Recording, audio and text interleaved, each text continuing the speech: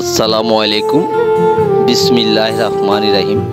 Hello guys, চিন্তা করলাম বাসায় বসে সময় কাটাচ্ছে না, তাই ছুটে এলাম নিঃসঙ্গ পাহাড়ে।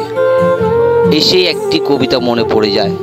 সেই কবিতাটি হলো, চুল তার কবেকার অন্ধকার বিদিশার নিশা, মুখ তার শ্রাবস্তির কারুকার্য, পাখির নীরের মতো চোখ তুলে নাটোরের বনলতা সেন।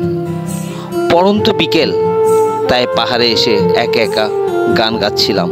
চলো না ঘুরে আসি অজানা দেশ, যেখানে নদী এসে থেমে গেছে।